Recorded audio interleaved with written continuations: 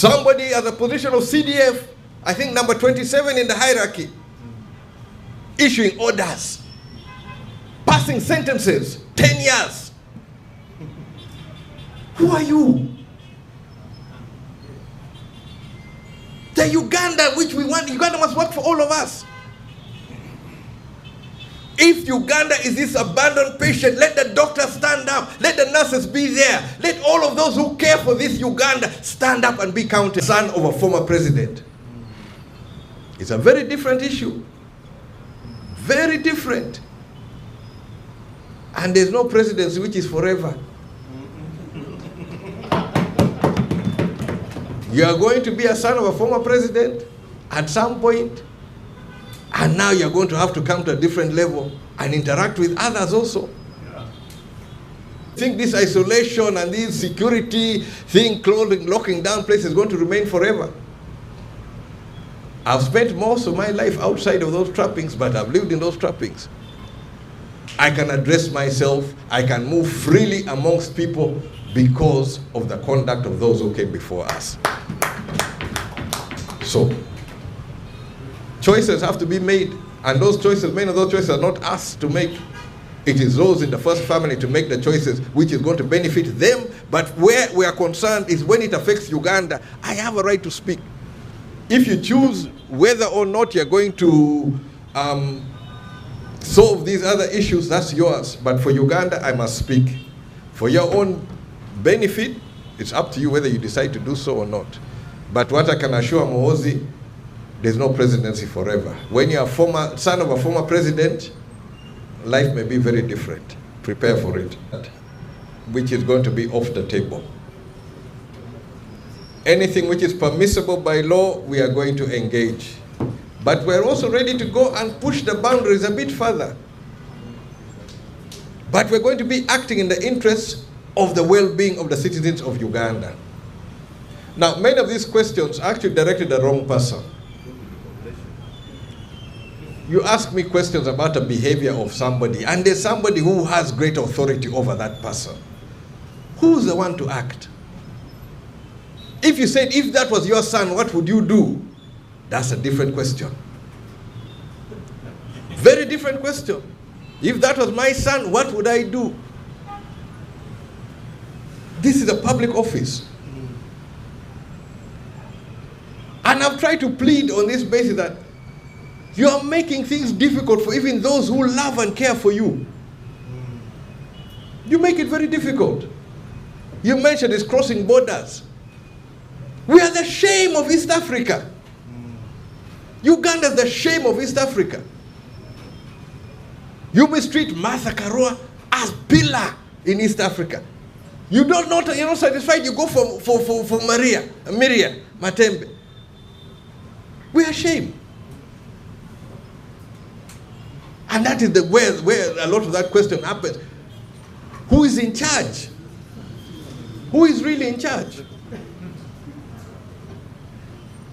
Because this is beyond an office, beyond, it's affecting the whole country. It's affecting our relationship with neighbors. We are the laughingstock. The whole world has looked at this issue. What are we doing about it? I can complain, but I have no authority over the person in that office. So what you should be asking is, where is the president as far as this is concerned? Mr. President, where are you? Where are you? We are all Ugandans. We all have our concerns. There are those who are scared of speaking their concerns. I am ready to speak their concerns, but where are we going as a country?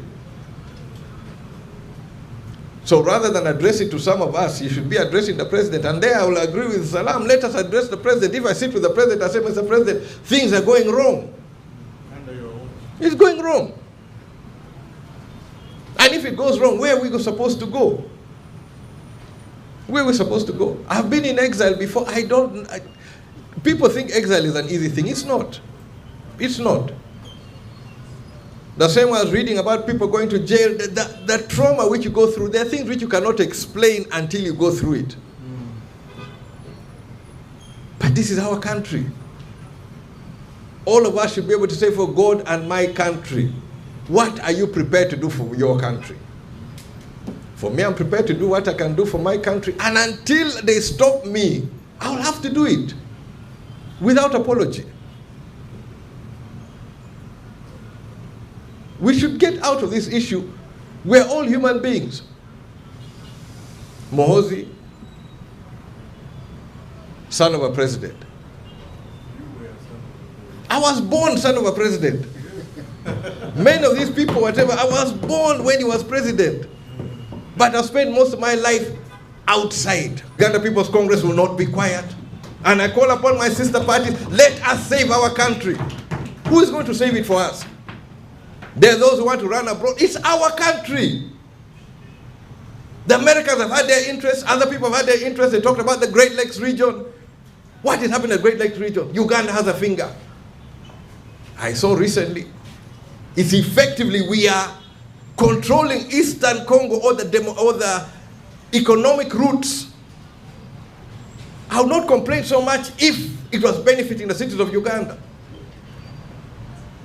Statistics, recently the president was talking, life expectancy, birth rates.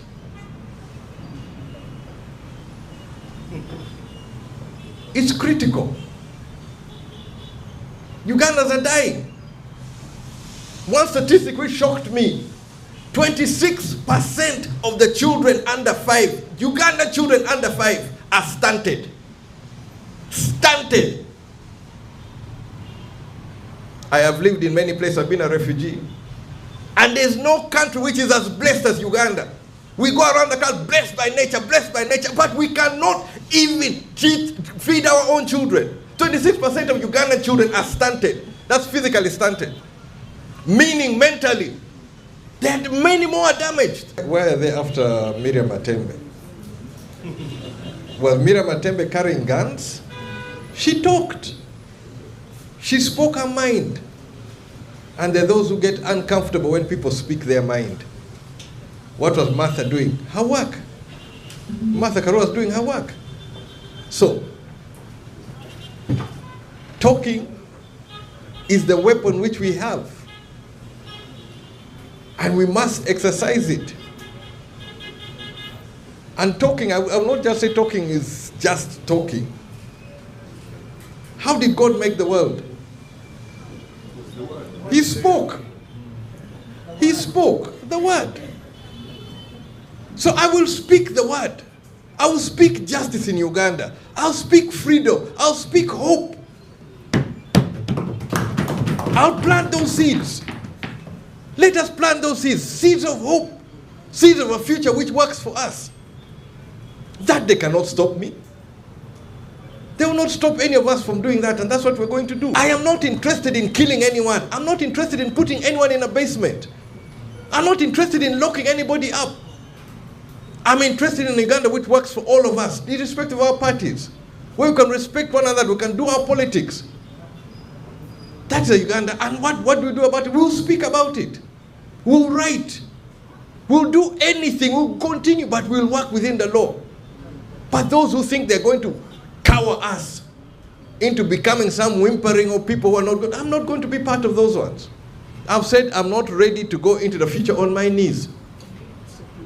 I won't go on my knees. So if it's only to speak, I'll speak. But clearly, speaking is offending people. Speaking alone is offending people. Those who are writing are being offended. Kalejira. There are many others who are affected by speaking. To be responsible. Those of us who can speak must be responsible to stand up and speak for Uganda. As UPC, I am not ready to see Uganda abandoned on the wayside by people who do not care about the future of Uganda. I'll put my life on the line for Uganda. And what is Uganda without its people? We have been given this issue of fear, fear, fear. What are we fearing? We're going to die. After you're born, you're going to die. Unless Jesus comes. Yeah, but you can't bank on that one. The surest thing is that you're going to die. What are you going to do when you're alive? As a congressman, UPC, which invested, and today they like saying Obote, the problem of Uganda was Obote. What did Obote do for Uganda? If I'm to break it down, I touched on health. Obote in the 60s, you look at the second 5-year development plan from 66, Obote envisioned a health service which worked for the people of Uganda. And he started building it where we didn't even have a medical school. We had less than 400 doctors in Uganda, but we built a medical system based on the people. Uganda of today, we cannot take care of our interns. Others are saying, no, some are private. I don't care whether they're private or whether they came forward. If they treat Ugandans, that's all we need to know. If these people can save a Ugandan life, this one baby, if we can save one baby, if one intern can save one baby, that is a Uganda we must work for. We must be able to stand for those who cannot speak for themselves. But they're the future. But we've been terrorized. We've been put into fear. Fear has to end. Fear has to end, and it has to be taken over by a purpose, a greater purpose than what we stand for. A greater purpose which has brought us all here together today. And that purpose must be a Uganda which works for its citizens. Health service must work on the basis of the medical professionals. It's not the buildings. We boast the buildings which we did. And we were proud of those buildings. But the key thing which makes it work is the medical professionals doing their duty. The doctor is in charge. You have your nurse there. You have the whole team working together. That is what makes, that's how you save a patient. So how are we going to save Uganda? Not by silence. Uganda will not be saved by silence. People have to stand up and take the bull by the horns. If there are people who have outgrown their offices, this Uganda is bigger than all of us. And just as in an operating theater, I'm sure our Musau will be able to expound better. There are roles, specific roles. You don't get the attendant coming and saying, no, we're going to do an operation. No. A surgeon